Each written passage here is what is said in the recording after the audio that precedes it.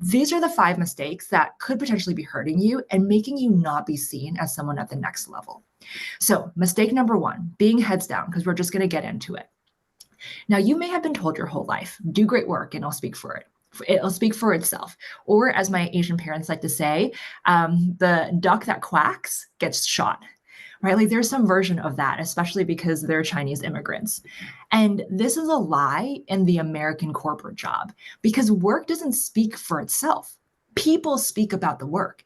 And if you're not telling the story of the work, you're relying on other people to piece it together. And guess what? They won't. Not because they're not good people, not because they're mean, but because they have their own goals that they want to hit. They have their own agenda and they don't have time for you because we are no one else's number one priority except for ourselves. So if we are the type of person who says yes to everything, yes, I will take on helping to manage the May on site. Yes, I will take on taking over this VP's executive slides for the next presentation. You're going to be deemed as the reliable one, the fixer, right? And that might be like a compliment. But as you get more and more into the work, it's not about taking on more output, as Jason mentioned. It's about taking on more of that impact. And it can be really hard for us to flex this muscle. What are we going to do if a VP pings us and says, hey, can you help me write like a one pager? Or hey, can you like jump into this meeting? Or hey, can you put together the slide deck? We're in a really hard position. But if we're constantly saying yes to those things, it takes away time that we need to show the impact that we want to make on these larger projects that will show us operating at that next level. Now, the second thing is I've seen a lot of L5s who have crushed projects, but are still getting passed up because their managers couldn't articulate their value. Why? And it's likely because these people didn't make it easy for their managers. And so, as Jason mentioned, it's all about how do we make things easier for our managers? How do we make our managers not have to manage us, but we manage them? We proactively tell them about our projects. We proactively send them updates before they have to hear from us. When something happens, like a mistake, we proactively tell them about it instead of trying to hide it.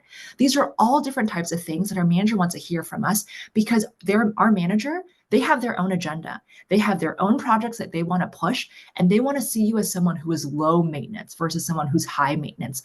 Because if you're high maintenance, they have to constantly follow up with you. They hear about mistakes that you've made through someone else. That means that's more work for them. And they're not in the business of taking on more work that doesn't drive more impact, which ultimately becomes they don't want to manage people who are constantly causing them trouble. That's the type of stuff that immediately makes us what I like to call the Eeyore of a team, which none of us want to be. And finally, if you are afraid to share your wins, let's be real. This is just social conditioning. It's the invisible script that we've been told and handed our entire life, which is like, don't brag, it's rude, or being helpful is being liked. And this is especially true for women, maybe people of color. But the truth is, sharing our impact is not bragging. It is clarity. Clarity is going to be what sets you apart. Clarity is going to be the thing that makes people go, yes, Jason is undeniably the next person who's on the list to get promoted. Or yes, absolutely, I need Jason on this project because of his level of experience and how he moves projects forward. So the goal that we should all have is it's not just to work harder, it's to become undeniably visible with the people who matter. And we want to signal ownership, clarity, and leadership, not just that we can take on more work. So when our name comes up in our room that we are not in, the decision is really easy. This ultimately is all built on this idea that people trust us, especially people like executives. And people trust us not by overwhelming them with every single detail and telling them everything that we're doing, but by making it effortless for them to then see how our work maps to what they care about. We're not just delivering, we're keeping them looped in and also using this language that they understand. What Jason talks about a lot is this idea of be brief, be direct, and be gone. I might have messed that up, Jason. There's like multiple versions out there, but I think you say that a lot. But ultimately, that's how execs want to be talked to. And when we talk to them in that way, that's when they start to listen. And we also want to do the hard thinking for our managers. We want to make our impact so clear, so repeatable, so buttoned up, they can advocate for us without lifting a finger. Because in a corporate job, there's a lot that we can't control, but we can control how we show up, how easy we make it for others to connect the dots, and we can be the hardest person on the team. But if no one sees how that work ladders up to the impact that we're trying to make, then we're going to stay stuck. Promotions don't go to the most deserving person. They go to the most obvious choice. And so this is why mistake number 1 is so critical. If we're heads down instead of being seen, we are never going to be seen as someone who can take on the next level work. And that leads us to mistake number 2, which is being the obvious choice is really around how we communicate with leaders, not just update them. Jason and I did a lightning lesson on this probably 2 weeks ago where we talked a lot about communicating with leaders. Happy to share that out in the post email, but that's a great way to dive deeper into some communication tactics. So let's talk about a moment where a lot of L5s lose momentum without even realizing it. It's not the work, it's the way that they talk about the work, right? You're doing the hard part, you're solving messy problems, you're managing ambiguity. But when it's time to talk to leadership, you're showing up like a project tracker where you have a status report of step 1 and step 2, and I need her impact on this or her feedback on this, and so on and so forth. And that doesn't make you look like a decision maker. If you give status updates, if you over explain the context, if you wait for someone else to decide, they're not going to see you as someone who's operating at that next level. So what we want to do is shift. Our job isn't just to inform people, but it's to influence people. And you do that in a way of how you speak like an executive. You can use the what, so what, now what structure, such as here's how this ties back to company goals, which is the what.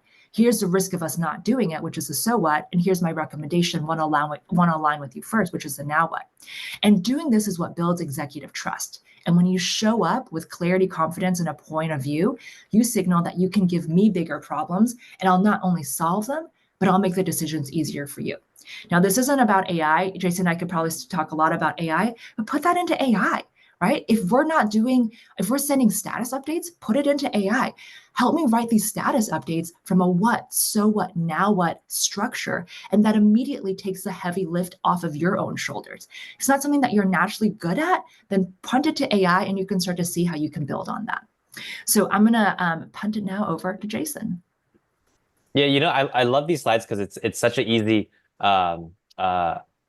basically before and after look by bullet points.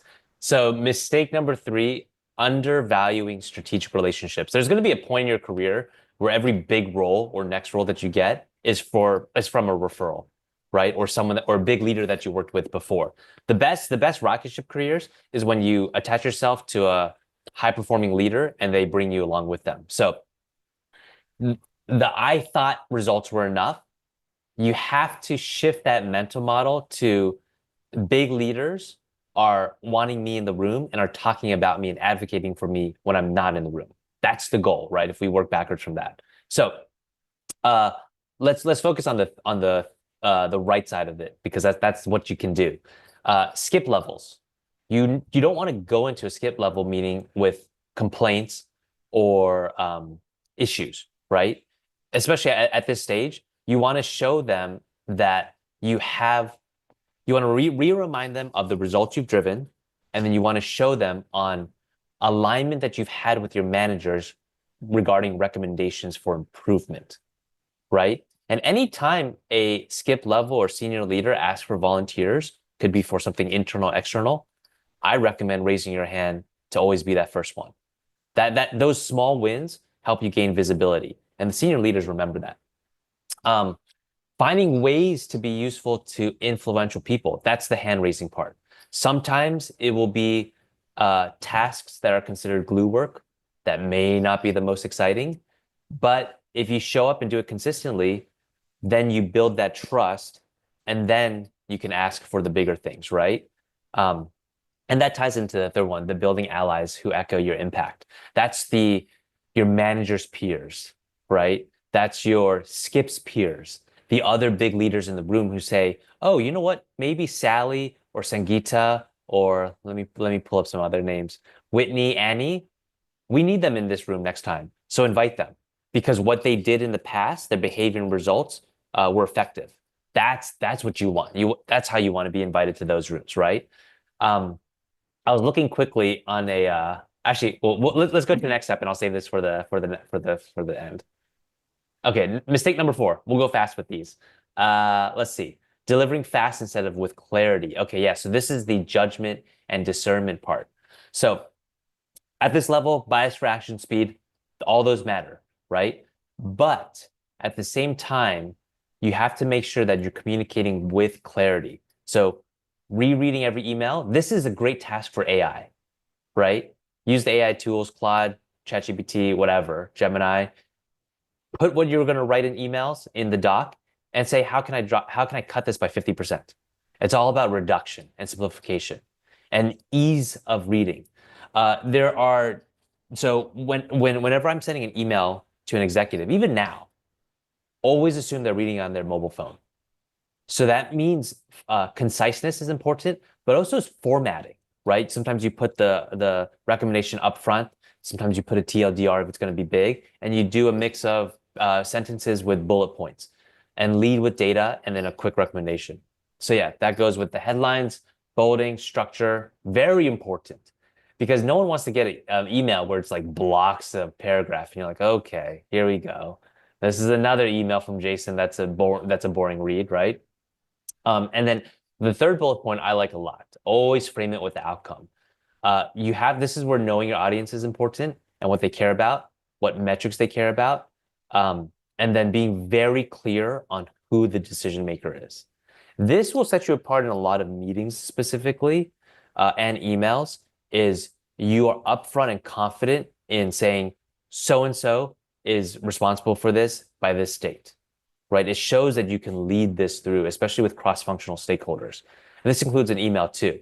Now, if you're a little bit shaky about putting someone's name on it, just quickly align with them before. Say, hey, I'm about to send this out. I'm going to put you as the owner, and it's going to go to these stakeholders. Are you cool with that? Right? And then go for it. Okay. Mistake 5. Expect 90-day promo cycle. 3 months. Where's my promo? Yeah, we get that a lot. That's good. It's ambitious, right? I like that. Here's the point of view from the leader. They're asking, did Jason, I'll say Jason because this is a negative one. Did Jason deliver the results because he's good or because he got lucky, right? You know, there's a lot of products and services that sometimes just pull people because those are so good. What they're trying to discern is what was your role in it? And can you repeat it and scale it to a bigger team if given a bigger role? So that's the question they're asking, right? That's why sometimes promos don't come as fast. Now, I will say the one thing that can speed this up is always an existential threat, aka an external offer, right? To be candid.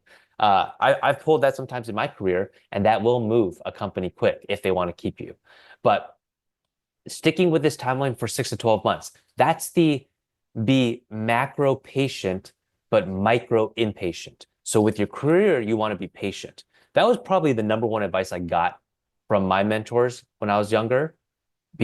Careers are long, be patient, but go for it every day, every week. And then I love that question, bullet point 2 on the right, asking yourself, what will make me undeniable in 6 months? That is where you get the promo doc for the next level and you align with your manager the key traits or checkboxes you need to hit off, where it will make it very hard for someone to write why not to promote you. Because remember, that question will come up, right? It's a good question. So you want to combat that. And the answer cannot be nothing because that's not truthful. You're not a rock star in every single piece. That's very rare.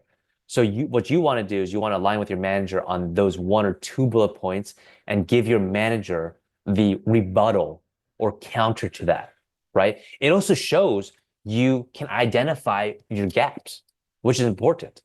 And then, perception lags performance. That's a really good one. It's like, sometimes with the financial markets, there are certain sectors that lag, right? Real estate lags behind equities a lot. It doesn't just move as fast, right? It's not as liquid. So same thing with this.